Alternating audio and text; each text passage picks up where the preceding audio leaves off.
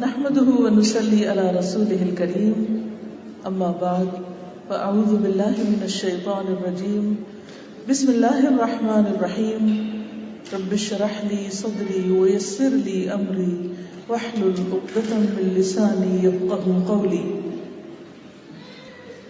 میری آج کی گفتگو کا موضوع ہے سلامتی کے راستے، ویز آف پیس، سبل السلام.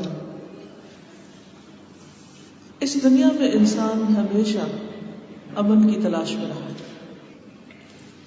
جس طرح انسان کی زندگی کے لیے، نشو و نما کے لیے، زندگی سے بھرپور فائدہ اٹھانے کے لیے مختلف چیزوں کی اس کو ضرورت ہوتی ہے. کھانے پینے، ایک صحت مند ماحول، اچھا انوائرمنٹ. اسی طرح انسان کو آگے بڑھنے کے لیے امن کی ضرورت ہوتی ہے کہ وہ اس دنیا میں بھرپور طریقے سے جو وہ کر سکتا ہے کر سکے، تاکہ وہ ایک اچھے انجام کو پہنچ سکے. لیکن عام طور پر کیا ہوتا ہے، اس چاہت کے باوجود انسان وہ راستے اختیار نہیں کرتا، وہ طریقے اختیار نہیں کرتا جو سلامتی کے ہیں، جو امن کے ہیں اور جن کا انجام بھی امن ہے. جب تک کوئی شخص سبل السلام پر نہ چلے، سلامتی کے راستوں کو اختیار نہ کرے، ان کے ذریعے اپنا سفر زندگی طے نہ کرے، تو وہ دار السلام، سلامتی کے گھر یعنی جنت تک پہنچ نہیں سکتا. اس چیز کو سمجھنے کے لیے ہم قرآن مجید کی کچھ آیات کا مطالعہ کریں گے. آیات ہیں سورۃ یونس کی. اللہ سبحانہ وتعالیٰ فرماتے ہیں انما مثل الحیات الدنیا کماء انزلناہ من السماء فاختلط به نبات الارض مما يأكل الناس والانعام حتى اذا اخذت الارض زخرفها وزینت وظن اهلها انهم قادرون عليها اتاها امرنا ليلا او نهارا فجعلناها حصيدا كأن لم تغن بالأمس كذلك نفصل الآيات لقوم يتفكرون والله يدعو إلى دار السلام ويهدي من يشاء إلى صراط مستقيم للذين أحسنوا الحسنى وزيادة ولا يرهق وجوههم قتر ولا ذلة أولئك أصحاب الجنة هم فيها خالدون والذين كسبوا السيئات جزاء سيئة بمثلها وترهقهم ذلة ما لهم من الله من عاصم كأنما أغشيت وجوههم قطعا من الليل مظلما أولئك أصحاب النار هم فيها خالدون. دنیا کی یہ زندگی جس کے نشے میں تم مست ہو، اور اس نشے میں مست ہو کر انسان جو اللہ کی نشانیوں سے غفلت برتتا ہے، جس دنیا کے پیچھے انسان بھاگتا ہے، جس دنیا کو پانے کی حسرتیں لیے جیتا ہے اور حسرتیں لیے ہی دنیا سے رخصت ہو جاتا ہے، وہ دنیا کیسی دنیا ہے؟ اس کی مثال ایسی ہے جیسے آسمان سے ہم نے پانی برسایا تو زمین کی پیداوار جسے آدمی اور جانور سب کھاتے ہیں خوب گھنی ہو گئی. پھر عین اس وقت جب کہ زمین اپنی بہار پر تھی، یعنی خوب ہریالی تھی، ہر طرف پھل پھول تھے اور کھیتیاں بنی سمری کھڑی تھی، اور ان کے مالک سمجھ رہے تھے کہ اب ہم ان سے فائدہ اٹھانے پر قادر ہیں، یکایک رات کو یا دن کو ہمارا حکم آ گیا اور ہم نے اسے ایسا غارت کر کے رکھ دیا کہ گویا کل وہاں کچھ تھا ہی نہیں. اس طرح ہم نشانیاں کھول کھول کر پیش کرتے ہیں ان لوگوں کے لیے جو سوچنے سمجھنے والے ہیں. تم اس ناپائیدار زندگی کے فریب میں مبتلا ہو رہے ہو اور اللہ تمہیں دار السلام کی طرف دعوت دیتا ہے. جس کو وہ چاہتا ہے سیدھا راستہ دکھاتا ہے. جن لوگوں نے بھلائی کا طریقہ اختیار کیا، یعنی سلامتی کا راستہ اختیار کیا، ان کے لیے بھلائی ہے اور مزید فضل بھی. ان کے چہروں پر روح سیاہی اور ذلت نہ چھائے گی. وہ جنت کے مستحق ہیں جہاں وہ ہمیشہ رہیں گے. اور جن لوگوں نے برائیاں کمائی، ان کی برائی جیسی ہے ویسا ہی وہ بدلہ پائیں گے. ذلت ان پر مسلط ہوگی. کوئی اللہ سے ان کو بچانے والا نہ ہوگا. ان کے چہروں پر ایسی تاریکی چھائی ہوئی ہوگی جیسے رات کے سیاہ پردے ان پر پڑے ہوئے ہوں. وہ دوزخ کے مستحق ہیں جہاں وہ ہمیشہ رہیں گے. ہم سب اس دنیا میں آ چکے ہیں، اس سے کسی کو بھی انکار نہیں. کچھ دن ہمیں یہاں رہنا ہے اور اس کے بعد یہاں سے ہم سب کی روانگی ہے. اس میں کوئی شک ہی نہیں. ہم سب کو یہاں سے جانا ہے. ہم امیر ہو یا غریب، ہمارے پاس دولت کے انبار ہو، ہمارا نام پوری دنیا میں مشہور ہو جائے، ہم عزت کے سب سے اونچے مینار پہ کھڑے ہوں، دولت کی ریل بیل ہو، ہر طرح کی سہولتیں ہوں، دنیا میں جس چیز کی خواہش کرے وہ پوری ہو جائے، ہر طرف چہل پہل ہو، رونق ہو، محبت ہو. لیکن کوئی بھی چیز کتنی بھی کیسی ہی حاصل کیوں نہ کر لیں، آخر ایک دن اس دنیا کو چھوڑ کر جانا ہے. ایک دن واپسی ضروری ہے. اس واپسی کے وقت انسان کی فیلنگز، انسان کی سوچ، انسان کی حسرتیں کیا ہوں گی؟ اس کا معیار اس بات پر ہے کہ انسان اپنے ساتھ کیا لے کر جا رہا ہوگا. دنیا میں انسان کے پاس جو کچھ بھی ہے، چاہے مال ہو یا اولاد، وہ سب کچھ پیچھے رہنے والا ہے. اور ساتھ انسان کے کیا جائے گا؟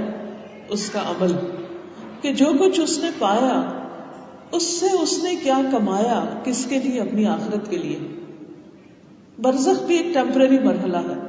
قبر کی زندگی بھی آخرت کے مقابلے میں چند روزہ ہے. پھر اصل زندگی شروع ہوگی. وَإِنَّ الدَّارَ الْآخِرَةَ لَهِيَ الْحَيَوَانُ. وہاں پر انسان کے لیے دو مقام ہیں. ان میں سے ایک انسان کا مقدر ہے، یا جنت یا جہنم.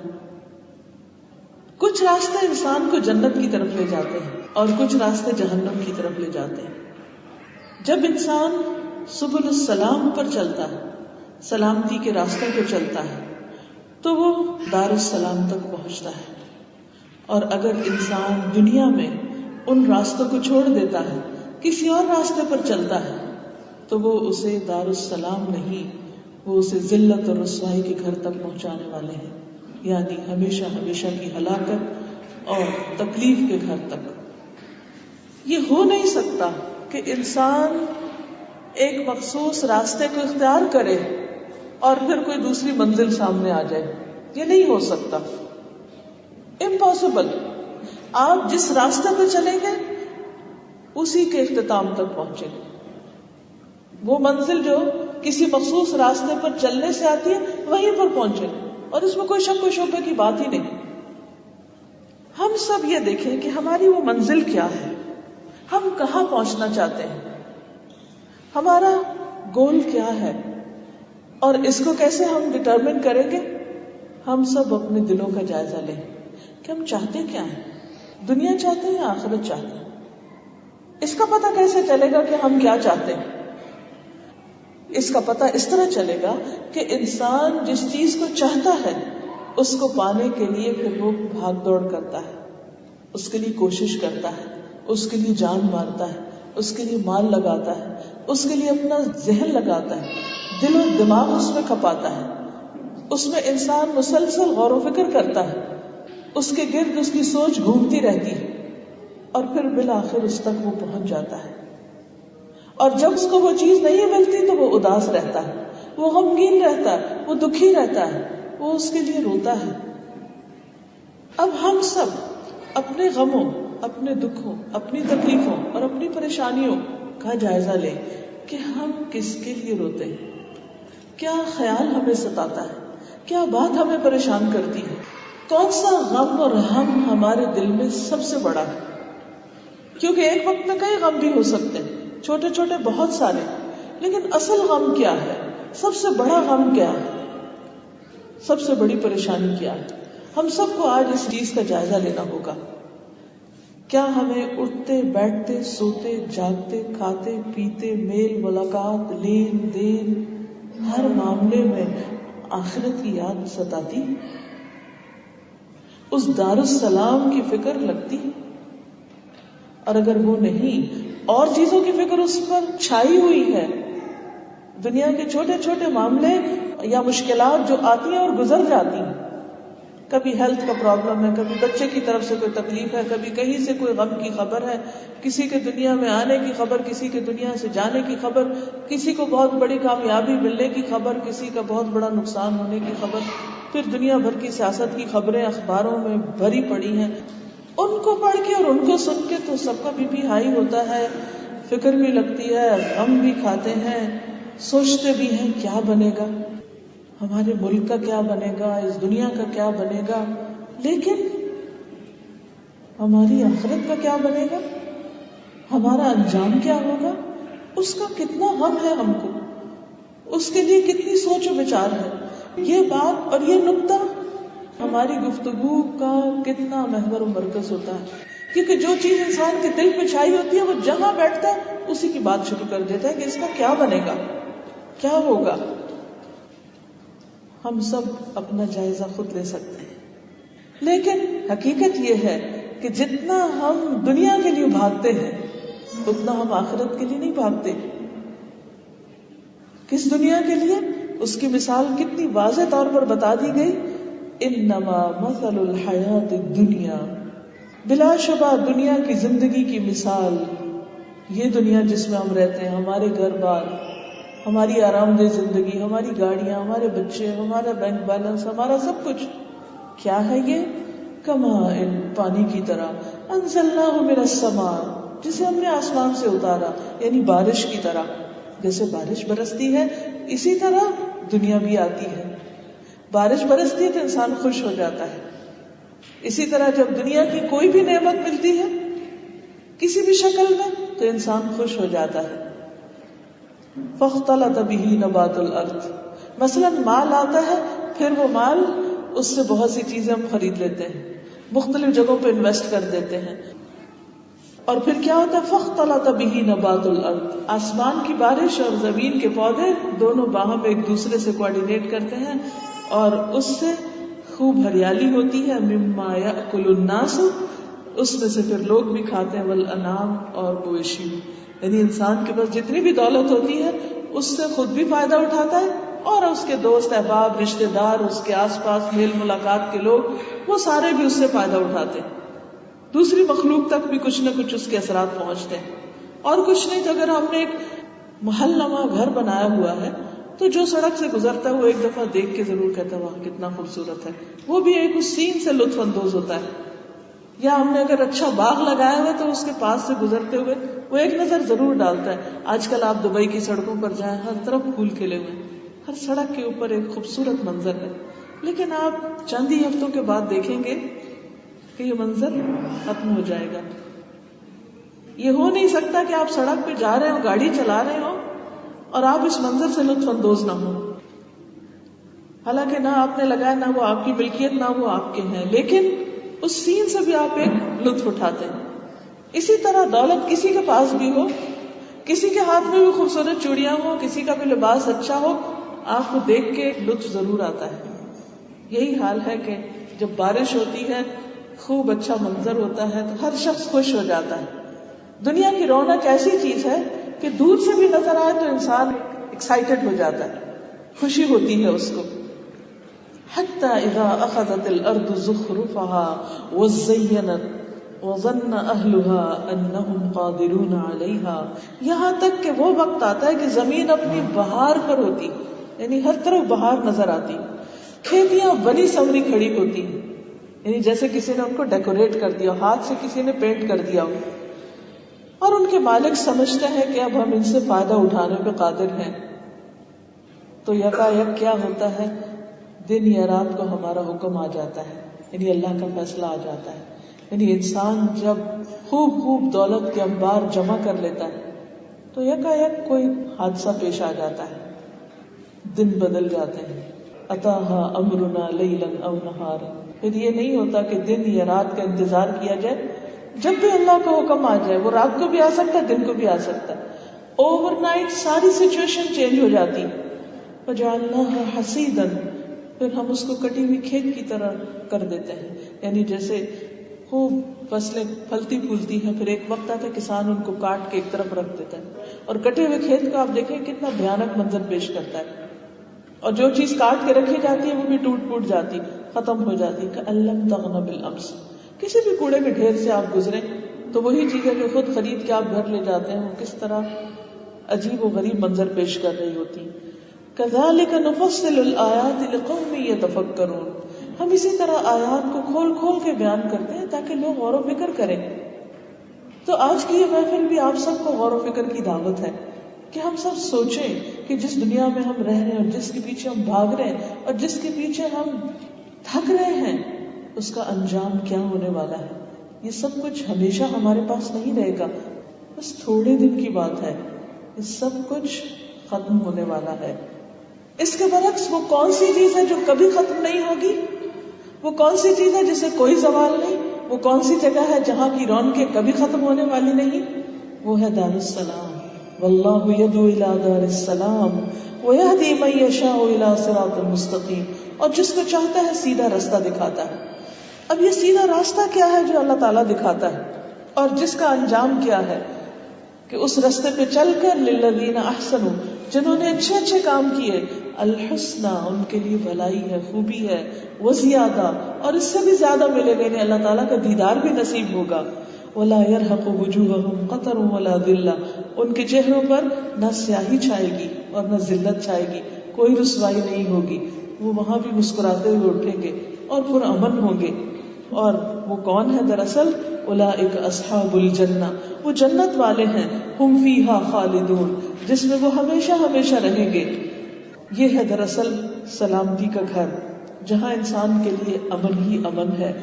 لیکن اس کے برعکس جن لوگوں نے دنیا کی دولت کو پا کر برائیاں کی، غلط کام کیے، والذین کسبوا السیئات جزاء سیئۃ بمثلھا، جتنا برا کریں گے وہ برا ان کے سامنے آ جائے گا.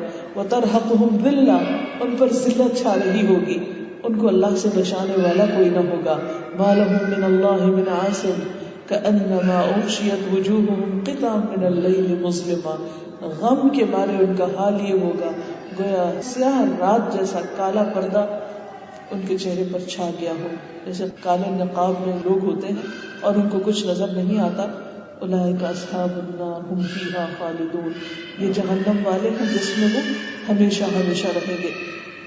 اب سوال یہ پیدا ہوتا ہے کہ جہاں زندگی دو طرح کی ہے وہاں انجام بھی دو طرح کے ہیں. اب یہ ہم پر ہے، ہمارا ذمہ ہے، ہمارا فرض بنتا ہے کہ ہم اپنے لیے صحیح راستے کا انتخاب کریں. اور وہ راستہ کیا ہے؟ سلامتی کا راستہ، سبل السلام، امن کا راستہ، جس پر چل کر انسان اس دنیا میں بھی پرامن ہوتا ہے اور جس پر چل کر انسان آخرت میں بھی امن کے گھر میں ہمیشہ ہمیشہ کے لیے رہے گا. اگر ہم نے آج سلیکشن نہیں کی اس امن کی، اس پیس کی، تو کل وہ پیس نہیں مل سکتا. اس لیے بہت ضروری ہے کہ ہم اپنے راستے کا انتخاب درست کریں. اور وہ کیا ہے؟ اللہ سبحانہ وتعالیٰ نے وہ راستہ کہاں واضح کیا، کیسے بتایا، اس کی تفصیلات کیا ہیں. اللہ تعالیٰ فرماتے ہیں یا اہل الکتاب قد جاءکم رسولنا یبین لکم کثیرا مما کنتم تخفون من الکتاب ویعفو عن کثیر قد جاءکم من اللہ نور وکتاب مبین یہدی بہ اللہ من اتبع رضوانہ سبل السلام ویخرجہم من الظلمات الی النور بإذنہ ویہدیہم الی صراط مستقیم. اے اہل کتاب، یعنی مسلمانوں کو تو خطاب ہے ہی قرآن مجید کا، لیکن قرآن مجید میں کبھی یا ایھا الناس کہا گیا، تمام انسانوں کو خطاب کیا گیا، کبھی یا ایھا الذین آمنوا کہا گیا، اور کبھی یا اہل الکتاب کہہ کے اہل کتاب کو خاص طور پر وارن کیا گیا. تمہارے پاس ہمارا رسول آ چکا ہے، رحمت للعالمین تھے آپ، جو تمہاری ان بہت سی باتوں کی وضاحت کر دیتا ہے. یعنی تمہاری کتابوں میں جو کچھ تھا یا جو تم نے چھپایا ہوا تھا اس کو آ کر قرآن مجید میں کھول کر بیان کر دیا ہے، جو تم کتاب میں سے چھپا جاتے تھے، اور بہت سی باتوں کو چھوڑ بھی دیتا ہے، یعنی جو غیر ضروری ہے. اب تمہارے پاس صرف اہل کتاب نہیں، ہم سب کے پاس بھی اللہ کی طرف سے روشنی، اور ایسی واضح کتاب آ چکی ہے جس کے ذریعے اللہ تعالیٰ ان لوگوں کو سلامتی کی راہیں دکھاتا ہے. تو سلامتی کی راہیں کہاں سے پتہ چلتی ہیں؟ کس کے ذریعے پتہ چلتی ہیں؟ اس کتاب اور نور کے ذریعے پتہ چلتی ہیں، اس روشنی کے ذریعے پتہ چلتی ہیں. اور یہ روشنی کس کو ملتی ہے؟ من اتبع رضوانہ، جو اللہ کی رضا چاہتا ہے پورے اخلاص کے ساتھ، بغیر کسی لالچ اور بغیر کسی غرض کے اور بغیر دنیا میں کسی دکھاوے کے، صرف اور صرف ساری اس کی اسٹرگل اللہ کی رضا کے لیے ہوتی ہے. جو اللہ کی رضا طلب کرتے، جو اللہ کی رضا چاہتے ہیں. یہاں ہم سب اپنے دلوں سے پوچھیں، اپنے آپ سے ایک سوال کریں کہ کسی بھی نیک عمل کا ہم کیا صلہ چاہتے ہیں، وہ نیک کام کیوں کرنا چاہتے ہیں. مثلا آپ قرآن مجید پڑھتے ہیں، کیوں پڑھتے ہیں؟ آپ درست نہیں پڑھ سکتے، آپ درست کرنا چاہتے ہیں، کیوں کرتے ہیں؟ آپ کیوں سیکھتے ہیں؟ آپ حفظ کر رہے ہیں، کیوں حفظ کر رہے ہیں؟ آپ اس کے معنی جانتے ہیں، کیوں جان رہے ہیں؟ آپ اس میں غور و فکر اور تدبر کر رہے ہیں، کیوں کر رہے ہیں؟ چاہت کس چیز کی ہے؟ الٹیمیٹ گول کیا ہے؟ کیا چاہیے اس کے عوض؟ کہاں تک پہنچنا ہے؟ اللہ سبحانہ و تعالیٰ فرماتے ہیں کہ یہ قرآن سلامتی کے رستوں کی طرف اس شخص کی رہنمائی کرتا ہے کہ جو اس کی رضا چاہتا ہے. یہدی بہ اللہ من اتبع رضوانہ، جو اللہ کی رضا کے پیچھے پیچھے چلتا ہے، جو اللہ کی رضا کا طلبگار ہوتا ہے، اس کو اللہ تعالیٰ اسی کتاب کے ذریعے سلامتی کے رستے دکھا دیتا ہے. وَيُخْرِجُهُم مِّنَ الظُّلُمَاتِ إِلَى النُّورِ، اور اندھیروں سے نکال کر روشنی کی طرف لے جاتا ہے. یہ اندھیرے کس چیز کے اندھیرے؟ یہ کفر کی تاریکیاں بھی ہیں، یہ دلالت اور گمراہی بھی ہے، اور یہ کسی عام انسان کے ذہن میں پائی جانے والی کنفیوژن بھی ہے. جہاں بھی گرے ایریا آتا ہے، جہاں بھی انسان کوئی ڈیسیژن نہیں لے پاتا، جہاں بھی انسان اچھے برے کا فرق نہیں پہچان سکتا، وہیں پر انسان ایک ڈائلیما کا شکار ہوتا ہے اور اس کے ذہن میں بڑا کوشچن مارک آتا ہے اور اس کی پروگرس رک جاتی ہے کہ مجھے ادھر جانا ہے یا ادھر جانا ہے، کون سا راستہ اختیار کروں، کس راستے پر چل کر میں کامیاب ہو سکتا ہوں، کس راستے پر چل کر میں جنت تک پہنچ سکتا ہوں، کون سا کام کرنے سے میں اللہ کی رضا پا سکتا ہوں. یہ چیز صرف اور صرف اللہ سبحانہ و تعالیٰ کے ہاتھ میں ہے کہ جو اس کی رضا چاہے گا، اللہ کو خوش کرنا چاہے گا، اللہ کی رضامندی کا طلبگار ہوگا، جس کے اندر کسی قسم کا کوئی شرک نہیں ہوگا، اس کو اللہ تعالیٰ اس کنفیوژن سے نکال دے گا، اس گمراہی سے نکال دے گا، اس اندھیرے سے نکال دے گا، اور اس کے لیے وہ سلامتی کا راستہ کہ ہاں آؤ اس طرف اور امن کے ساتھ چلتے جاؤ اور امن کی جگہ پر جا پہنچو. اور انسان پورے شرح صدر کے ساتھ، اطمینان قلب کے ساتھ اور پورے سکون کے ساتھ اپنی زندگی کے اس راستے کا انتخاب کر کے اپنی منزل تک جا پہنچے گا. اس کے لیے قرآن مجید کے ساتھ مضبوط تعلق، زندہ تعلق، جیتا جاگتا تعلق اور ایک ایکٹیو قسم کا لاہ عمل بہت ضروری ہے.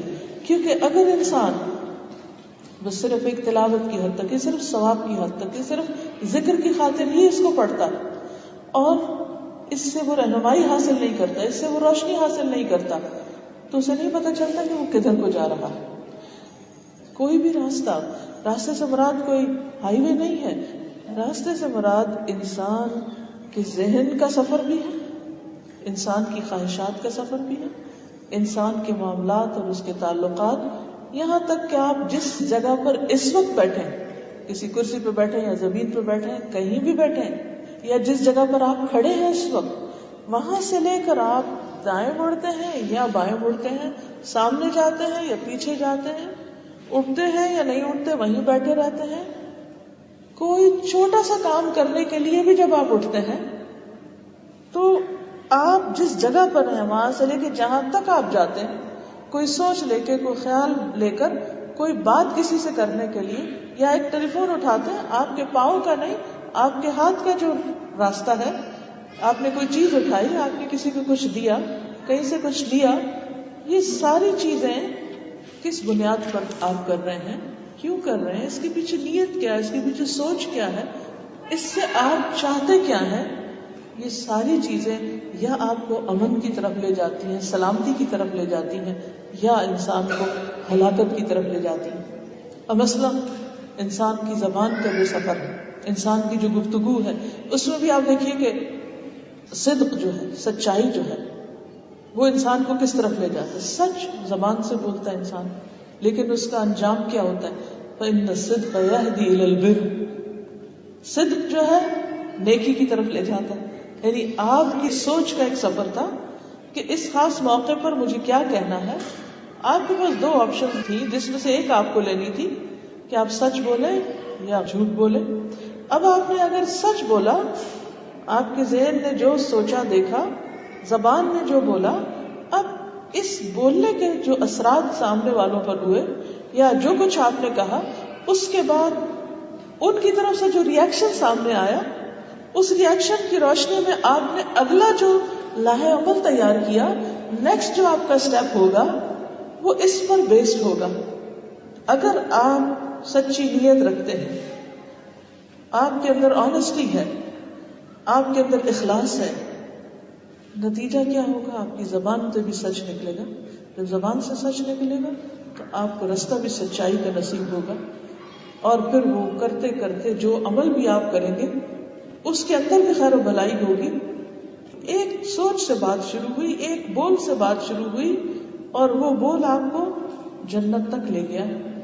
تو یہی سلامتی کا دراصل راستہ ہے کہ انسان اپنی زندگی میں چھوٹا یا بڑا کوئی بھی کام جب کرتا ہے تو وہ اس کے راہوں کا تعین کر رہا ہوتا ہے کہ وہ جا کس طرف رہا ہے، اور جس طرف انسان پھر جاتا ہے اسی انجام تک پہنچتا ہے.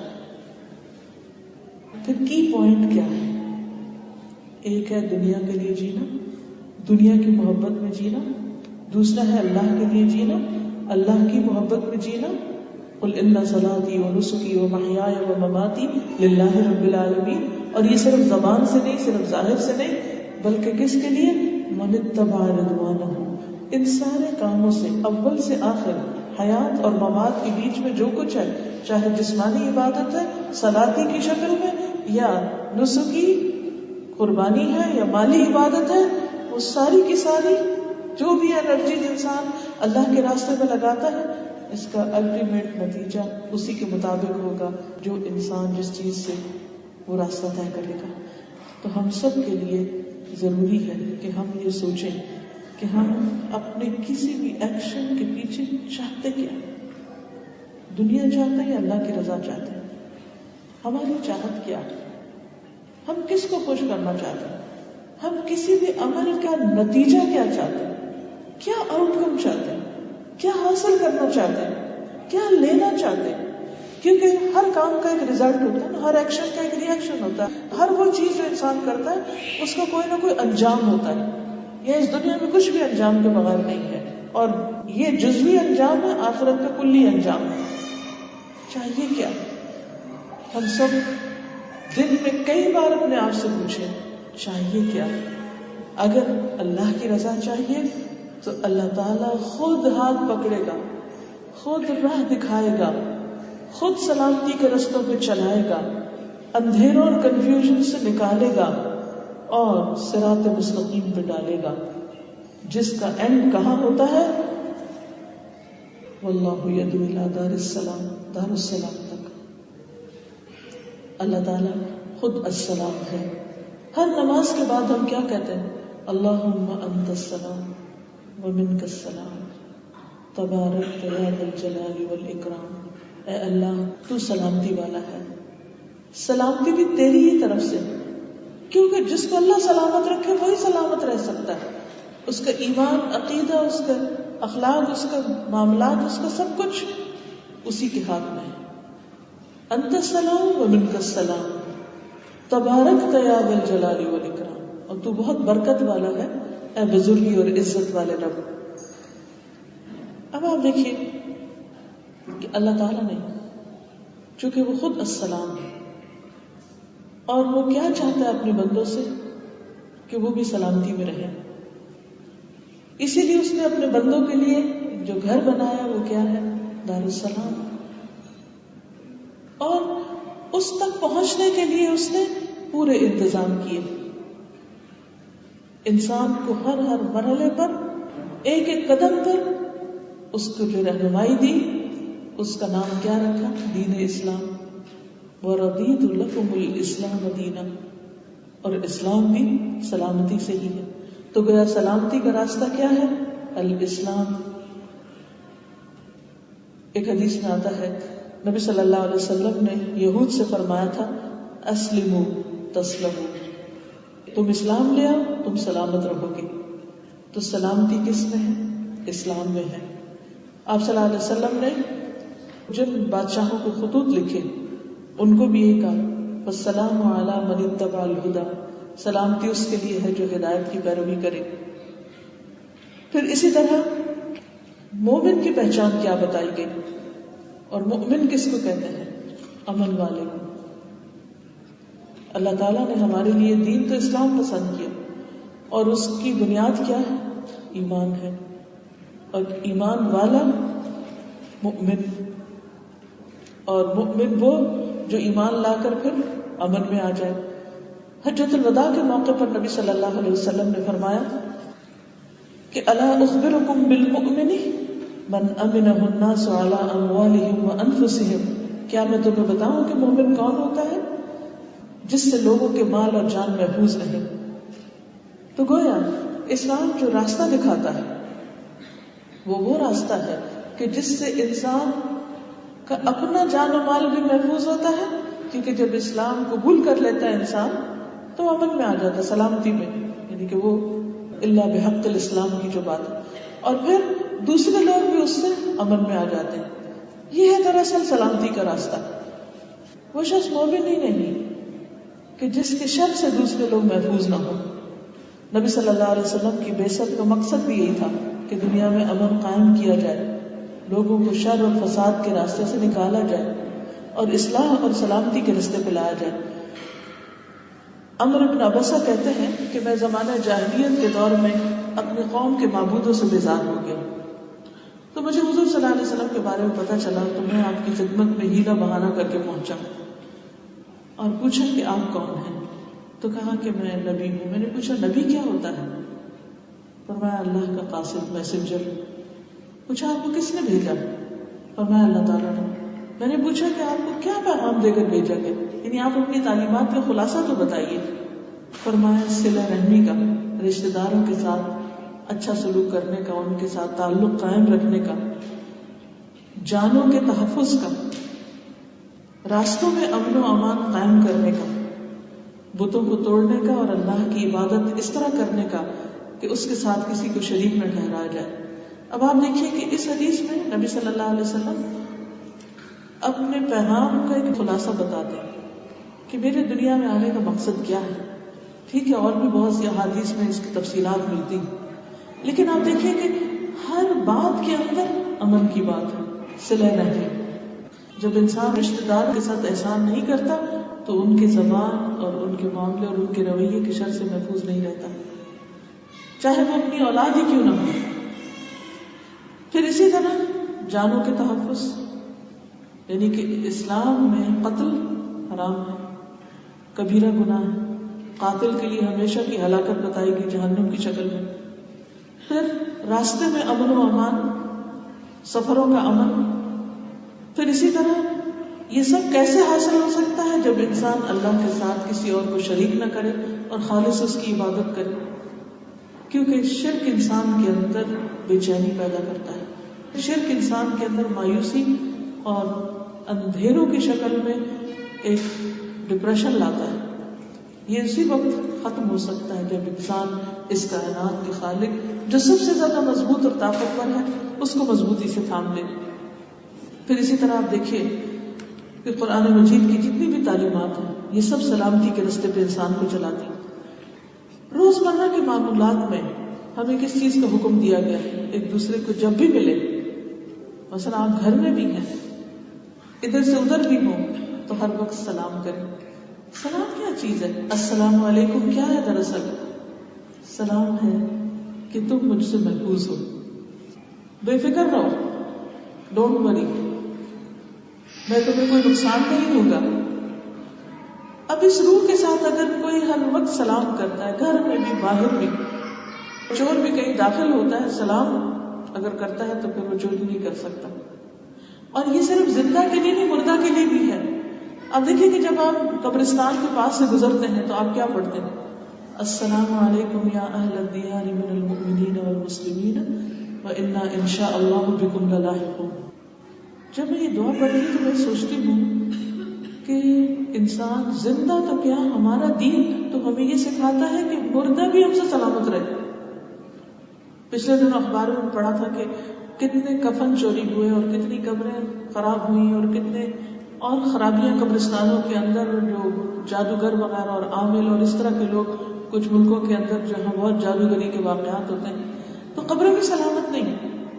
تو میں سوچ رہی تھی کہ قبر والے تو اپنا دفاع نہیں کر سکتے، وہ تو مرے ہوئے ہیں. اب اگر ان کا کوئی کفن چرا رہا ہے، ان کا کفن نکال رہا ہے کوئی قبر کے اندر سے، یا ان کی کوئی ہڈیاں نکال رہا ہے اور اس کے اوپر جادو کرنے کے لیے یہ سب کچھ کیا جا رہا ہے، اس کا مطلب ہے کہ امن تو نہ ہو، سلامتی تو نہ ہوئی.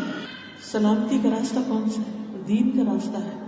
اللہ تعالیٰ نے جو طریقہ ہمیں سکھایا، آدم علیہ السلام کو جب تخلیق کیا تو اس نے فرشتوں کی جماعت کے پاس بھیجا، کیا سکھا کر کہ کیا بولو، سلام کرو، سلامتی کا پیغام. پھر اسی طرح انسان دنیا میں بھی ہر موقع کے علاوہ صبح سو کر اٹھتا ہے تو گھر والوں کو سلام، گھر سے نکلتا ہے گھر میں داخل ہوتا ہے، یعنی ہر موقع پر سلامتی. پھر آپ دیکھیے کہ جس سے لوگ سلامت رہتے ہیں وہی دراصل بہترین مسلمان ہیں. عبداللہ ابن عمرو بن العاص کہتے ہیں کہ ایک شخص نے رسول اللہ صلی اللہ علیہ وسلم سے پوچھا کون سا مسلمان سب سے بہتر ہے؟ ای المسلمین خیر؟ تو آپ نے فرمایا من سلم المسلمون من لسانہ و یدہ، جس کے ہاتھ اور زبان سے دوسرے مسلمان محفوظ رہے، سلامت رہے. ہم سب دیکھیں کہ چلے ہاتھ تو ہم کسی پر نہیں اٹھاتے، لیکن کیا ہماری زبانوں سے دوسرے محفوظ ہیں؟ ہم جب بولتے ہیں تو سوچ سمجھ کر بولتے ہیں، یہ سوچ کر بولتے ہیں کہ ہم کیا کریں، ہماری بات سے دوسرے کا دل تو نہیں ٹوٹے گا. اگر ہم اس بات کا خیال نہیں رکھتے اور صحیح معنوں میں سلامتی کی بات نہیں کرتے، یعنی بے روح سلام ہے، تو پھر وہ سبل السلام کی طرف لے جانے کی بات نہیں ہے. پھر اسی طرح ابو ہریرہ سے مروی ہے کہ ایک جگہ پر کچھ لوگ بیٹھے ہوئے تھے، نبی صلی اللہ علیہ وسلم ان کے پاس جا کر کھڑے ہوئے، فرمایا کیا میں تمہیں بتاؤں کہ تم میں سب سے بہتر آدمی کون سا اور سب سے بدتر انسان کون سا؟ تو لوگ خاموش ہو گئے. آپ نے 3 بار اپنی یہ بات دہرائی کہ سب سے اچھا کون سا ہے اور سب سے برا کون سا ہے. اس پر ایک آدمی بولا کیوں نہیں یا رسول اللہ صلی اللہ علیہ وسلم، آپ ضرور بتائیے. آپ نے فرمایا تم میں سب سے بہتر وہ ہے جس سے خیر کی امید ہو اور اس کے شر سے امن ہو، اور سب سے بدتر وہ ہے جس سے خیر کی توقع نہ ہو اور اس کے شر سے امن نہ ہو. اب تھوڑی دیر کے لیے سوچیے، امیجن کیجیے وہ کون لوگ ہیں جن کو دیکھتے ہی آپ گھبرا اٹھتے ہیں، اب پتہ نہیں کیا بول دیں گے، پتہ نہیں کیا کہیں گے، پتہ نہیں کیسے پیش آئیں گے. اور کون لوگ ہیں کہ جن کو آپ دور سے بھی دیکھ لیں تو خوش ہو جاتے ہیں کہ اس شخص سے مجھے کوئی مسئلہ نہیں، یہ مجھے شرمندہ نہیں کرے گا، یہ میرا دل نہیں توڑے گا، یہ میرے بارے میں کسی کو برا نہیں کہے گا. یعنی ہر انسان کے بارے میں آپ کی ایک رائے ہوتی، آپ اپنے اندر ایک میزان رکھتے، یہ میزان ہر انسان کے اندر ہے. ہم لاکھ چاہیں کہ ہم ججمنٹل نہ ہوں، لیکن نہ چاہتے ہوئے بھی خود بخود ایک اندر کیلکولیشن شروع ہو جاتی ہے. ایک شخص ایسا ہوتا ہے کہ جس سے آپ ملتے ہیں تو آپ بالکل بے فکر ہوتے ہیں، پرامن ہوتے ہیں، کیونکہ وہ زبان سنبھال کے بات کرتا ہے، وہ چھوٹی چھوٹی باتوں کو مائنڈ نہیں کرتا، وہ چھوٹی چھوٹی بات پر غصے میں نہیں آتا، وہ چھوٹی چھوٹی بات پر آپ کو مس انڈرسٹینڈ نہیں کرتا. میں جب یہ لیکچر پریپیئر کر رہی تھی تو میں کافی غور و فکر کر رہی تھی کہ اللہ تعالیٰ نے دین اسلام کو دراصل سبل السلام کا ہے، تو ہمارے دین کی سب سے بڑی خوبی کیا ہے؟ یہ کیا دیتا ہے، کیا سکھاتا ہے ہم کو، اور سکھانے کا یہ طریقہ کہاں سے شروع ہوتا ہے، کس چیز سے آغاز ہوتا ہے؟ کیا صرف ہمیں اٹھنے بیٹھنے چلنے واک اینڈ ٹاک ہی سکھائی گئی ہے؟ نو، اس سے بھی پیچھے سے شروع کرتا ہے. وہ کیا ہے؟ وہ ہے گمان، معاملات میں ایمان، زندگی کی ہر چیز جو بھی ہم کریں اس کی بنیاد، یعنی اللہ کے ساتھ معاملہ ہو تو ایمان کے بغیر وہ کچھ بھی نہیں، اور اگر بندوں کے ساتھ معاملہ ہو تو جب تک اچھا گمان نہیں کچھ بھی نہیں. وہ کون سا دین ہے، وہ کون سی ملت ہے، وہ کون سا طریقہ ہے، وہ دنیا بھر کے اخلاق کو آپ جمع کر لیں. ہر قوم کے اندر کچھ ایتھکس ہوتے ہیں، اخلاق ہوتے ہیں، مینرز ہوتے ہیں، ایٹیکیٹس ہوتے ہیں، لیکن وہ سارے ظاہریت سے تعلق رکھتے ہیں. سب ظاہری باتیں ہوتی ہیں، لیکن ہمارا دین ہماری سوچ کو درست کرتا ہے. اور صرف درست نہیں کرتا، صرف نصیحت ہی نہیں کی گئی کہ اچھا گمان رکھو، اور صرف یہ نہیں بتایا گیا کہ اچھا گمان عبادت ہے، یہ بھی بتایا گیا کہ اگر اچھا گمان نہیں رکھو گے تو پکڑ بھی ہو سکتی ہے. اس پر بھی چیک رکھا گیا کہ انسان کے دماغ کے اندر سے کیا کچھ گزرتا ہے، اور اس کا بھی حساب ہوگا. اور انسان کے دل میں کسی کے لیے کیا ہے، اس کا بھی حساب ہوگا. لیکن ہم سب اس بات کا اپنے دل کا کتنا خیال رکھتے ہیں، اپنی سوچ کا کتنا خیال رکھتے ہیں کہ ہم دوسرے کے بارے میں کیا سوچ رہے ہیں، اور پھر ہماری گفتگو کیا ہے. بول تو بعد میں آتا ہے، اس سے پہلے تو سوچ ہے. تو جب تک ہمارا گمان اچھا نہیں ہوتا، ہم خود بھی امن اور چین میں نہیں ہو سکتے، اور دوسرے بھی ہم سے سلامت نہیں رہ سکتے. تو اس لیے بہت ضروری ہے کہ ہم صرف ظاہر میں نہیں، امن پیچھے سے شروع کریں. سلامتی کے راستے پہ صرف وہ چل سکتا ہے جس کی سوچ مثبت ہے. اگر آپ غور کریں، دن میں 5 بار ہم پہ نماز فرض کی گئی، 5 بار، اور ہر نماز کے اندر 2 رکعتیں یا 4 رکعتیں. ایک رکعت کے اندر ہم جب رکوع کرتے ہیں تو کم از کم کتنی دفعہ پڑھتے ہیں سبحان ربی العظیم؟ کم سے کم 3 دفعہ. انکریج کیا گیا زیادہ دفعہ پڑھیں. سجدے میں جاتے ہیں کیا پڑھتے ہیں سبحان ربی الاعلی، کم از کم 3 بار. اچھا، اگر آپ 2 رکعت نماز پڑھ رہے ہیں تو منیمم کتنی دفعہ آپ نے اللہ کی تسبیح بیان کی؟ 2 رکوع میں 6 دفعہ، 2 سجدوں میں 6 دفعہ، کتنی ہو گئی؟ 18 دفعہ. یہ منیمم ہے. مطلب کیا ہے؟ سبحان ربی، سبحان ربی، سبحان ربی. میں اس وقت حذف کر رہی ہوں الاعلی، العظیم وغیرہ، صرف 2 لفظ سبحان، سبحان ربی. ترجمہ بتائیے. پاک ہے میرا رب. کس چیز سے پاک ہے؟ ہر شرک سے پاک ہے، اور ہر عیب سے پاک ہے، ہر غلطی سے پاک ہے، ہر غلط فیصلے سے پاک ہے. اگر ہم سوچ کے یہ بات دن میں 5 نمازوں میں، صبح میں آپ دیکھیں 4 رکعتیں پڑھتے ہیں، 4 رکعتوں کی آپ سبحان ربی گن لیجئے.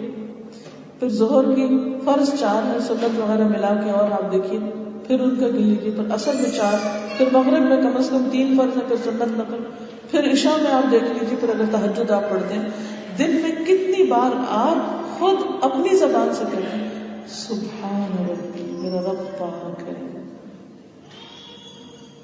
لیکن جب ہم عملی زندگی میں قدم رکھتے ہیں تو ہم کیا کرتے ہیں؟ اللہ تعالیٰ نے یہ کیوں کر دیا، ایسا کیوں، یہ کیوں، وہ ہر وقت شکایت. اگر یقین ہو کہ میرا رب پاک ہے کسی غلط فیصلے سے، وہ کسی پہ ظلم نہیں کرتا، کسی کے ساتھ زیادتی نہیں کرتا، وہ کسی کے ساتھ ناانصافی نہیں کرتا، عام حالات میں تو پھر بھی ہم چھوڑ دیتے ہیں. ذرا سی گرمی ہو جائے تو کہتے ہیں کتنا خراب موسم. کہتے ہیں موسم کس نے بنایا؟ ہوائیں کس کے حکم سے چلتی ہیں؟ کتنی دفعہ ہم بولتے کہ اس قدر خراب موسم ہے، اتنا پسینہ آ رہا ہے، اتنا ڈسٹ اسٹارم آ رہا ہے، پتہ نہیں یہ کیوں آ گیا، یہ کیوں ہو گیا، وہ کیوں ہو گیا، یہ کیا ہو گیا، وہ کیا ہو گیا، وہ کیا ہو گیا. ہر وقت ایک ڈسٹربنس ہے ہمارے اندر. کوئی بیمار ہے تو ہم پریشان ہیں، اور اس میں ہماری پازیٹیو تھنکنگ سب چلی جاتی. اگر کوئی تکلیف ہے، کوئی اور عزیز بیمار ہے، اس وقت آپ دیکھیے کہ ہماری حالت کیا ہوتی ہے. بات بات پر تو ہم الجھ رہے ہوتے ہیں، بات بات پر تو ہم ناراض ہو رہے ہوتے ہیں، کبھی انسانوں سے، کبھی اللہ سے. تو امن تو کوئی نہیں اندر، چین تو نہیں. چین کب آئے گا؟ جب اللہ کے ہر فیصلے پہ راضی. کوئی چیز مل گئی تو بھی راضی, کوئی چیز نہیں ملی تو بھی راضی, کچھ آ گیا تو بھی راضی, کچھ چلا گیا تو بھی راضی کہ میرے رب کا ہر فیصلہ درست.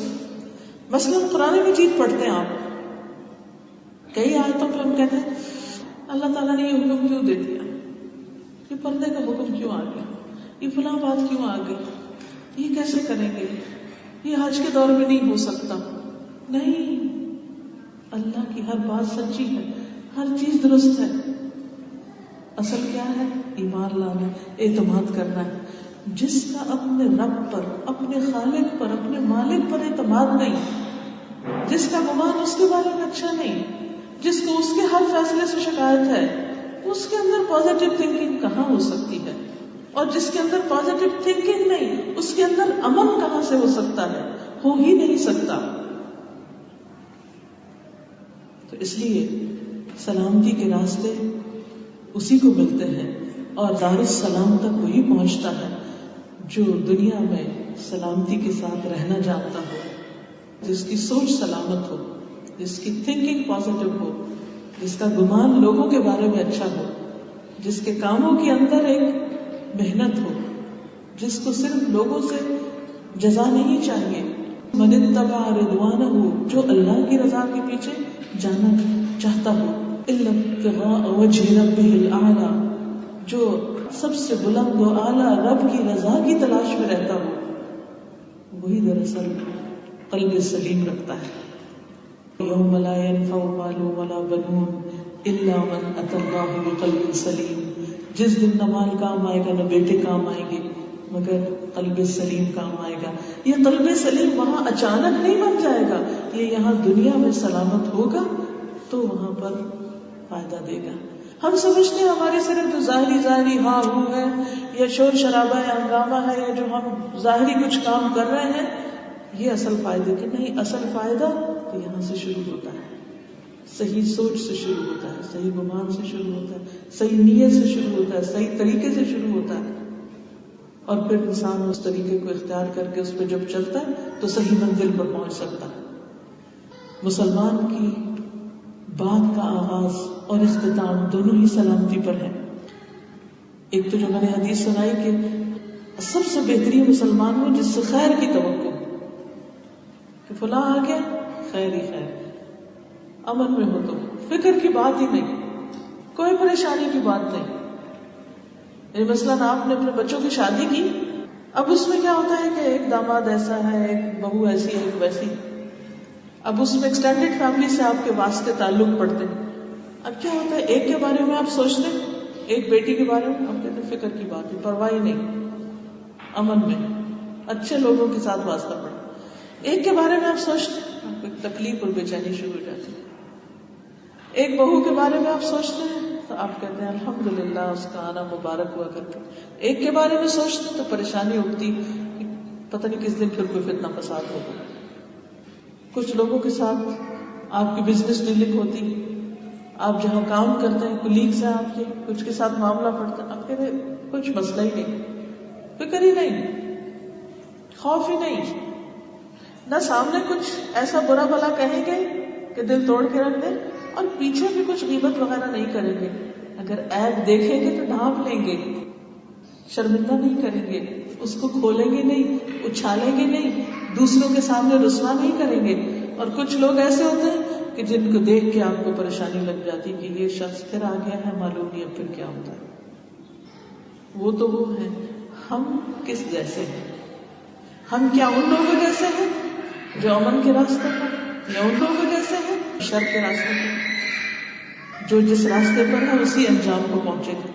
اس لیے ہم سب کو اپنے راستوں کا, یعنی اپنے روزمرہ کے اعمال, اپنی سوچ سے لے کے اپنی گفتگو اور معاملات, سب پر ایک نظر اور ایک چیک رکھنا ہے.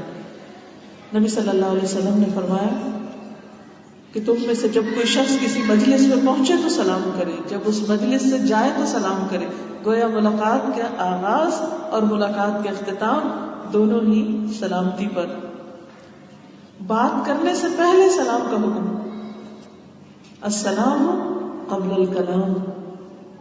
پھر اسی طرح مومن خود کسی سے جا کے الجھتا نہیں. ہاں اگر کوئی اور الجھنے کے لیے آئے, کوئی جھگڑا کرنے کے لیے آئے, کوئی پریشان کرنے کے لیے آئے, کوئی آگ بھڑکائے تو اس پر بھی وہ پانی ڈالتا ہے, اس فساد کو آگے نہیں بڑھاتا, کیونکہ وہ سلامتی کے رستوں پر چلنا چاہتا ہے. وہ کسی کے ساتھ لڑ کے نہیں جینا چاہتا, وہ امن کے ساتھ جینا چاہتا ہے. اسی لیے فرمایا وَإِذَا خَاطَبَهُمُ الْجَاهِلُونَ قَالُوا سَلَامًا. جب جاہل, ناسمجھ, اکھڑ, بدمزاج, بد اخلاق لوگ ان کے ساتھ الجھنے کی کوشش کرتے ہیں تو کس طرح ختم کر دیتے ہیں اس سارے جھگڑے فساد کو؟ سلامتی کے ساتھ. سلام, قالوا سلاما.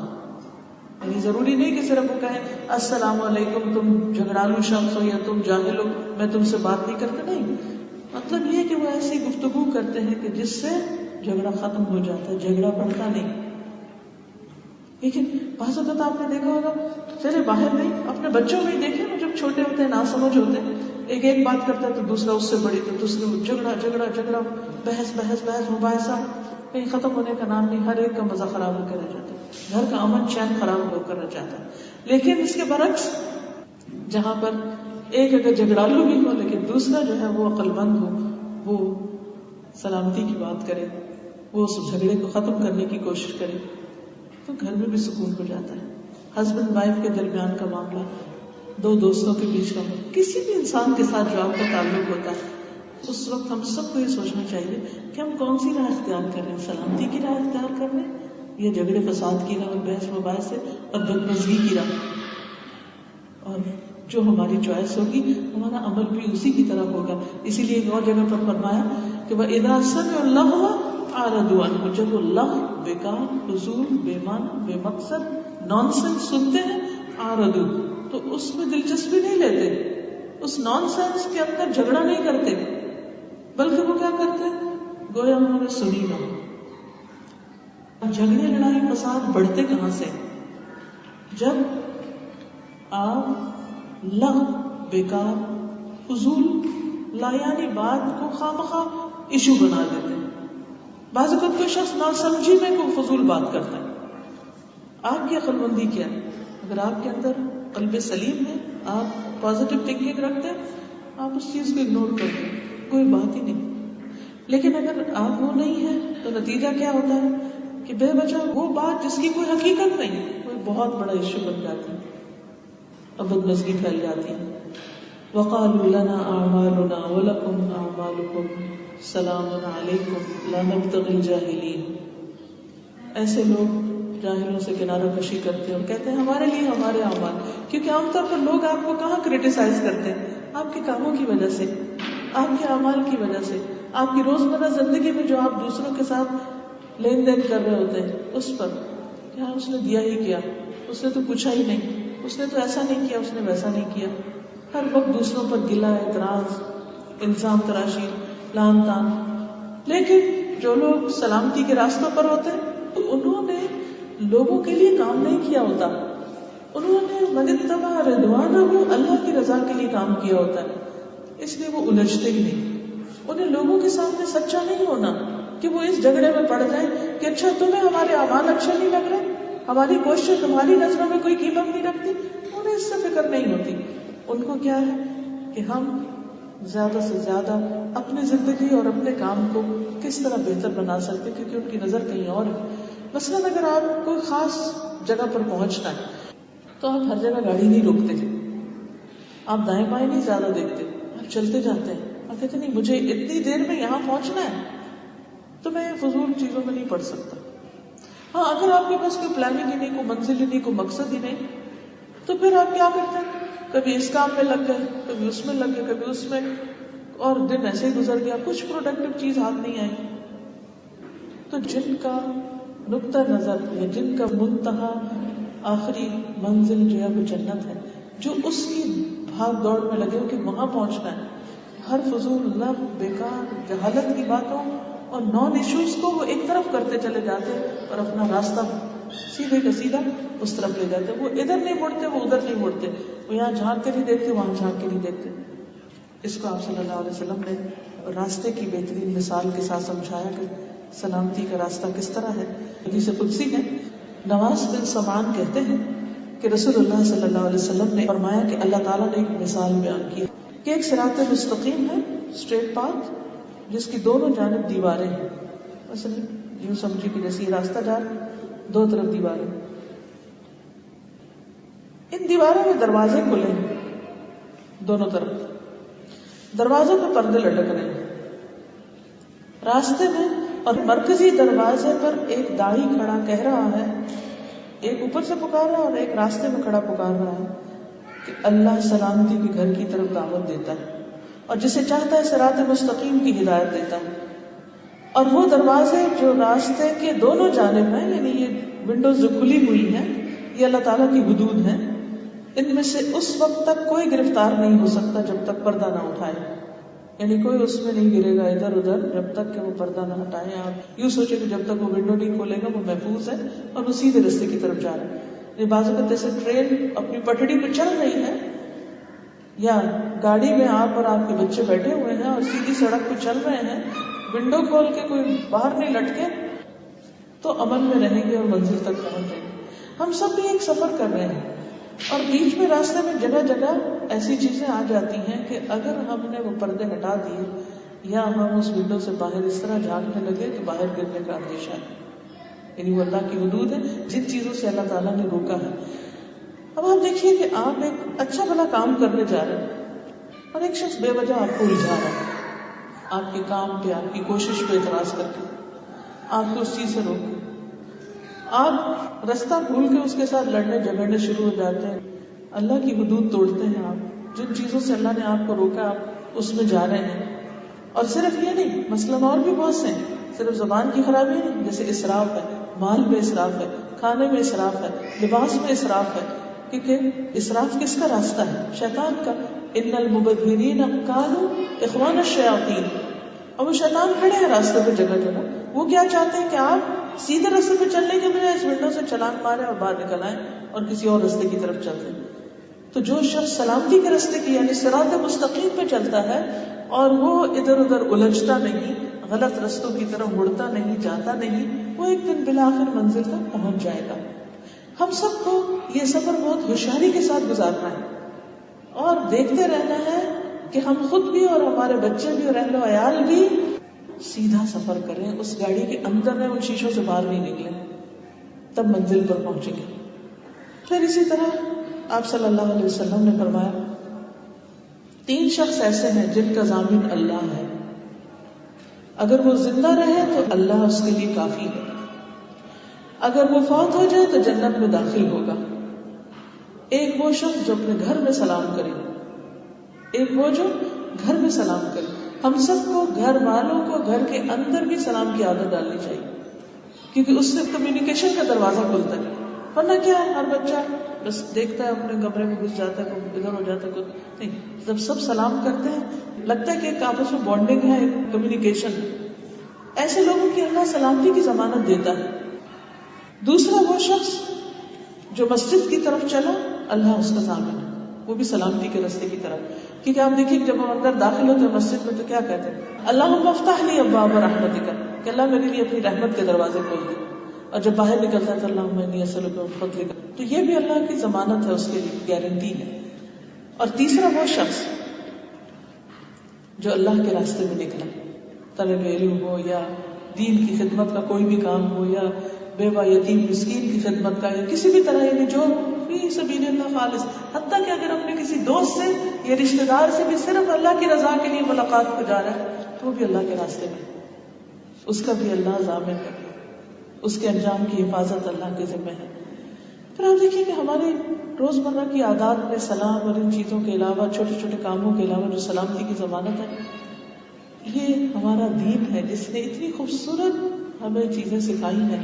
خود نبی صلی اللہ علیہ وسلم کی سیرت سے چھوٹی چھوٹی چیزیں، مثلاً اگر چھینک آتی ہے تو آپ کہتے ہیں الحمدللہ، اور سامنے والا کیا کہتا ہے؟ یرحمک اللہ. جہاں یہ رحمت کا کلچر عام ہو کہ ہر شخص کے دل میں رحمت ہے، یہ اس کو چھینک بھی آئی ہے تو آپ کا دل بسیجا اور آپ رحم کی دعا دے رہے ہیں اس کو کہ اللہ تم پہ رحم کرے کہ اس سے زیادہ کوئی تکلیف نہ ہو. پھر اسی طرح آپ دیکھیے کہ نبی صلی اللہ علیہ وسلم جب کسی کا ذکر کرتے اچھے الفاظ میں یا کوئی خرابی بھی کرتا تو آپ کیا کہتے؟ آپ فرماتے رحم اللہ امرأن. ایک اور جگہ پر آتا ہے رحم اللہ رجلا. تو فرمایا رحم اللہ امرأتن. یعنی آپ صلی اللہ علیہ وسلم کسی کا ذکر کرتے ہیں تو ساتھ فرماتے ہیں اللہ اس پر رحم فرمائے. یہ ہمارے دین کی خوبصورتی، یہ سلامتی کا راستہ.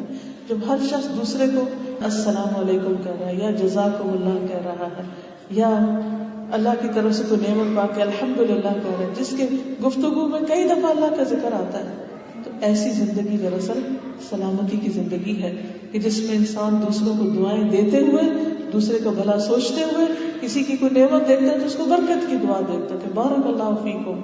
اس پہ وہ خوش ہوتا ہے، اس پر اس کو حسد نہیں ہوتا، اس پر وہ کوئی منفی بات نہیں سوچتا.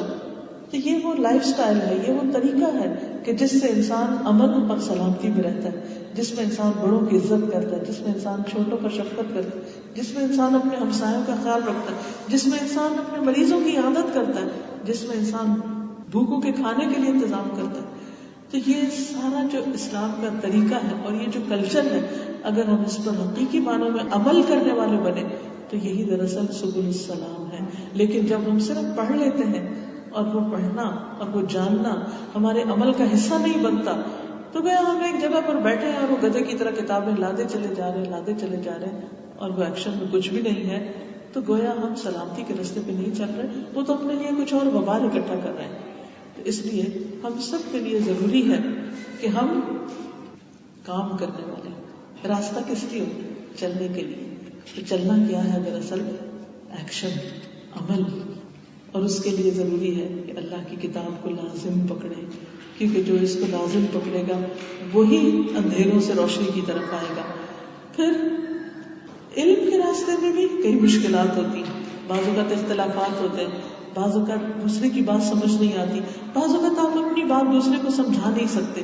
ایسے میں بھی صبر، حوصلے اور برداشت سے کام لینا چاہیے. فوراً دوسرے پر کفر کے فتوے نہیں لگا دینے چاہیے، فوراً دوسروں کو گمراہ قرار نہیں دینا چاہیے، فوراً دوسروں کے بارے میں بدگمانی کر کے پیچھے نہیں ہٹ جانا چاہیے.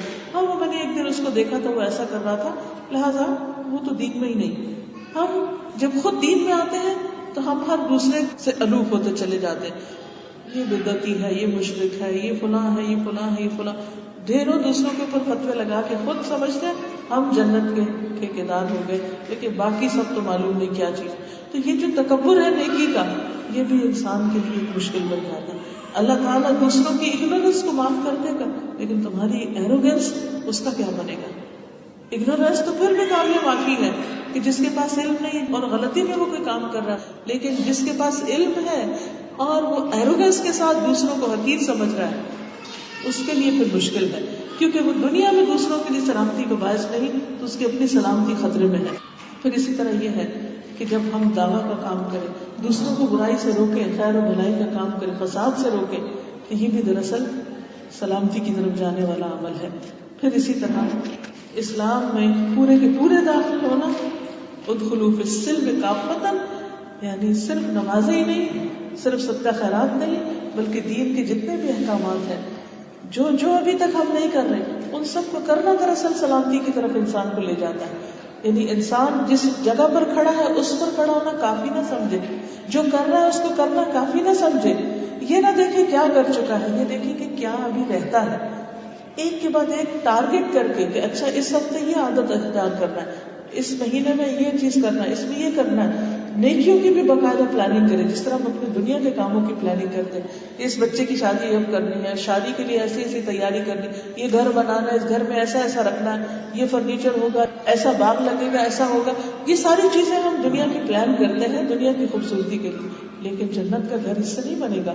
جنت کا گھر بنے گا جب ہم واقعی ان نعمتوں کی قدر کرنے والے اور ان تمام چیزوں پر عمل کرنے والے ہوں گے جو ہمیں ہمارے دین نے سکھائی ہے.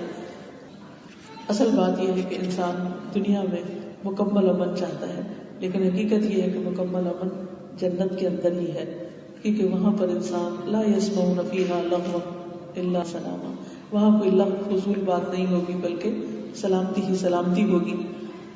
اور وہاں جا کر کلام جو ہوگا انسانوں کا انٹر ہوتے ہی وہ کیا ہوگا؟ دعواہم فیہا سبحانک اللہم وتحیتهم فیہا سلام وآخر دعواہم الحمد للہ رب العالمین، کہ وہ اللہ کے شکر گزار ہوتے ہوئے سلام کرتے ہوئے جنت میں داخل ہوں گے، اور فرشتے بھی صبح و شام ان کو سلام کریں گے، اور رب کی طرف سے بھی ان کو سلام آئے گا، اور پیغمبر بھی پرصراط پر سے گزرتے ہوئے سلامتی کی دعائیں کر رہے ہوں گے۔ تو بات یہ ہے کہ ہم سب کو بھی سلامتی کی دعائیں اپنے لیے اور دوسروں کے لیے، دنیا کے لیے اور آخرت کے لیے بھی کرتے رہنا چاہیے۔ جو بہترین دعا ہمیں سکھائی گئی ہے وہ کیا ہے کہ اللہم الف بین قلوبنا، اے اللہ تو ہمارے دلوں میں الفت ڈال دیں، کیونکہ جب دلوں میں انسانوں کی محبت ہوتی ہے تو پھر انسان ان کے لیے نرم الفاظ اختیار کرتا ہے، انسان ان کے لیے مثبت سوچتا ہے، اگر ان سے غلطی بھی ہو جائے تو بینیفٹ آف ڈاؤٹ دیتا ہے، انسان ان کے لیے بڑا دل رکھتا ہے، انسان ان کے لیے خیر و بھلائی چاہتا ہے، اور یہ چیز صرف اس وقت آتی ہے جب دل میں محبت ہو۔ اگر دلوں کے اندر تنگی ہے تو پھر مشکل ہے۔ تو یہ دعا ہم سب کو کرنی چاہیے، اللہم الف بین قلوبنا واصلح ذات بیننا، اور ہمارے آپس کے تعلقات کی اصلاح کر دے، کیونکہ اگر باہمی تعلقات اچھے رہیں تو دنیا میں امن چین اطمینان ہو نہیں سکتا، اور پھر اگر دنیا میں نہیں تو آخرت تو دنیا کا عکس ہے، وہاں کیسے امن ہو سکتا ہے۔ وَنَجِّنَا مِنَ الظُّلُمَاتِ إِلَى النُّورِ، اور ہمیں اندھیروں سے نکال کر روشنی کی طرف لے آ۔ وَجَنِّبْنَا الْفَوَاحِشَ مَا ظَهَرَ مِنْهَا وَمَا بَطَنَ، اور ہمیں فواحش سے، فواحش میں گالی گلوچ بھی آتی ہے اور بھی بے حیائی کے سارے کام آتے ہیں، مَا ظَهَرَ مِنْهَا وَمَا بَطَنَ، جو ظاہری اور چھپے ہوئے وہ سب کے سب، وَبَارِكْ لَنَا فِي أَسْمَاعِنَا، اور ہماری سماعت میں بھی برکت دے کہ خیر و بھلائی کی جو بات سنے وہ واقعی دل میں اترے اور پھر عمل کے قابل ہو۔ وَأَبْصَارِنَا، اور ہماری آنکھوں میں بھی، وَقُلُوبِنَا، اور ہمارے دلوں میں بھی، وَأَزْوَاجِنَا، اور ہمارے ازواج یعنی شوہر یا بیوی، وَذُرِّيَّاتِنَا، ہمارے بال بچے، ہماری اولادیں، اولادوں کی بھی اولادیں، ان سب میں بھی برکتیں ڈال دے۔ وَتُبْ عَلَيْنَا، اور تو ہم پر مہربان ہو جا، إِنَّكَ أَنْتَ التَّوَّابُ الرَّحِيمُ، تو ہی بہت توبہ قبول کرنے والا مہربان ہے۔ وَجَعَلْنَا شَاكِرِينَ لِنِعْمَتِكَ، اور اپنی نعمت کا ہمیں شکر گزار بنا دے، مُثْنِينَ بِهَا قَابِلِيهَا وَأَتِمَّهَا عَلَيْنَا، کہ جو بھی تو نے ہمیں نعمتیں عطا کی ہیں ان پر تو شکر کے قابل بنا، کہ ہم ان کا اعتراف کریں، ان کی تعریف بھی کریں، کیونکہ بعض اوقات نعمت ہوتی ہے مگر اس کا اپریشیٹ نہیں کرتے، ہم اکنالج نہیں کرتے، اس کی تعریف نہیں کرتے، اس پر خوش نہیں ہوتے، اور پھر ان نعمتوں کو ہم پر مکمل کر دیں، یعنی نعمتیں اپنے اختتام تک پہنچے۔ لیکن اس میں سب سے اہم دعا وہ کیا ہے؟ وَاهْدِنَا سُبُلَ السَّلَامِ، اللہم الف بین قلوبنا واصلح ذات بیننا واهدنا سبل السلام، اور ہمیں سلامتی کے رستوں کی ہدایت دے، رہنمائی کر، اور ہم ان پر چل کر امن تک پہنچے۔ اسی لیے مہینے کے ابتدا میں جو ہم چاند دیکھتے ہیں تو کیا دعا پڑھتے ہیں؟ اللہم احلہ علینا بالامن والایمان والسلامۃ والاسلام، کہ اللہ اس چاند کو ہمارے لیے امن، سلامتی اور اسلام کا بنا دے۔ ربی و ربک اللہ، اے ہلال میرا اور تیرا رب اللہ ہے۔ پھر اسی طرح جب ہم نماز پڑھتے ہیں تو نماز کے اندر بھی ہم دعا مانگتے ہیں، التحیات للہ والصلوات والطیبات، السلام علیک ایھا النبی ورحمۃ اللہ وبرکاتہ، السلام علینا وعلی عباد اللہ الصالحین، سب کی سلامتی کی دعا کرتے ہیں۔ اور پھر مومن کی ہاتھ، زبان، چال، سوچ، ہر چیز کے اندر ایک سلامتی ہوتی۔ اللہ تعالیٰ ہم سے دعا ہے کہ وہ ہمیں ہمارے گھروں میں، ہمارے اولادوں میں، اور ہمارے معاملات میں، اور ہمارے کاموں میں، اور ہماری ساری زندگی میں امن اور سلامتی ہمیں نصیب کرے، اور موت کے بعد کے مرحلوں کو بھی ہمارے لیے پرامن بنا دے، اور آخرت میں ہمارا ٹھکانہ بھی سلامتی والا ہے۔ وآخر دعوانا ان الحمد للہ رب العالمین۔ سبحانک اللہم وبحمدک، نشہد ان لا الہ الا انت، نستغفرک ونتوب الیک۔ چونکہ باتیں تو ہم نے بہت ساری سنی، اوور آل میں نے سلامتی کے کانسیپٹ کو کچھ واضح کیا کہ کس طرح دنیا اور آخرت میں، لیکن میں چاہوں گی کہ کوئی ایک چیز آپ جاتے ہوئے گھر لے جائیں۔ وہ کون سی بات ہے آپ مجھ سے شیئر کریں کہ آج آپ اس مجلس سے اٹھ کر یہاں سے جب گھر جائیں گے تو کیا ریزولوشن بنا کے جا رہے ہیں، کیا اپنے ساتھ عہد کر کے کون سے ایک عمل کو ساتھ لے کے جانا چاہتے ہیں، کون سی ایک بات جو آپ کو یاد رہے گی۔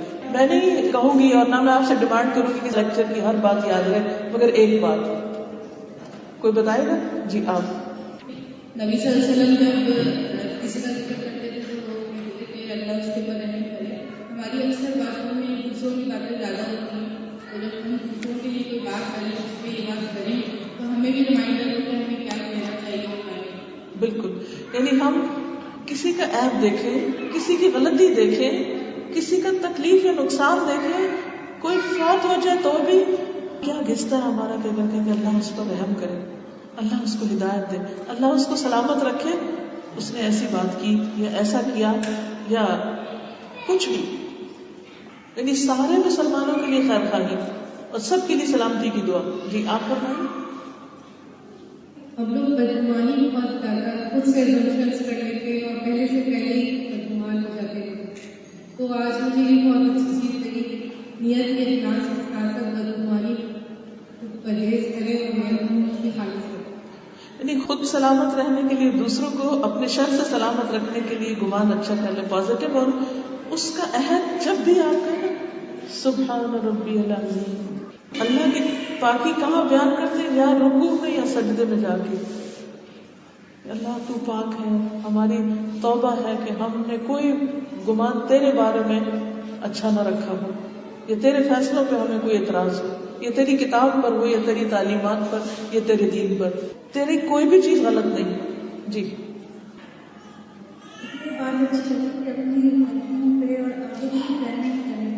دنیا کے لیے ہم بہت پیار کرتے ہیں، لیکن ان سے بہت سارے ہم سوچتے رہتے ہیں مجھے یہ کریں تو مجھے خیال آیا کہ وہاں تو بہت بچے ہیں کچھ بات ہم یہ بڑی عادت ہے، یہ سوچنا چاہیے، اس کی پلاننگ کرنی چاہیے. واقعی ہمارے بھی شاید چلیں یہ مہینہ ہم یہ نہیں کریں تو یہ چیز نہیں. بالکل، یعنی انہوں نے اپنے لیے کیا سوچا کہ نیکی کے جو عادات اور جو کام کرنے کے ہیں اس کی پلاننگ کر کے 1 by 1 ٹارگٹ رکھ کے اپنے اندر لائیں. السلام علیکم.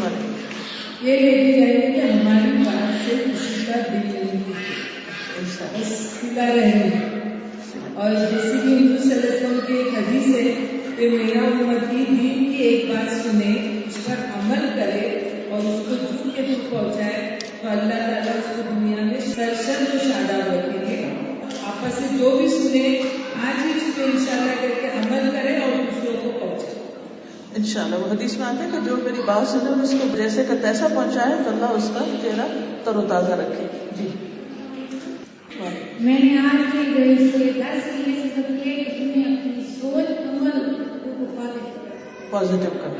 پازیٹیو رہنا گرو نیگیٹو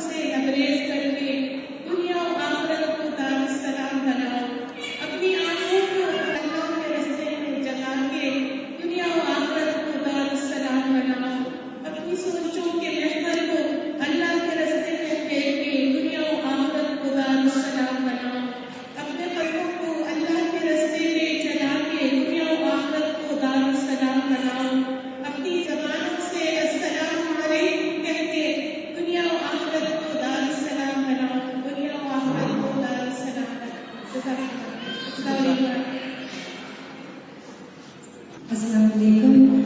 مجھے آپ کی یہ بہت اچھی لگی سنسر کہ آپ نے کہا کہ لوگوں کو کچھ ایسے نیگیٹو کہہ رہے ہیں کہ ہم ان کے ساتھ احسان کریں، اور یہ بات واقعی ہمیں یہ کرنی رہتی ہے دوسروں کے شر سے حسد سے. یہ سب سے بڑی بات ہے کہ ہم ان کے ساتھ احسان کرتے ہیں تاکہ ہم چیزوں سے بچ جائیں. آپ سب کا شکریہ، جزاکم اللہ خیرا. سبحانک اللہم و بحمدک، نشہد ان لا الہ الا انت، استغفرک و اتوب الیک. السلام علیکم و رحمۃ اللہ وبرکاتہ.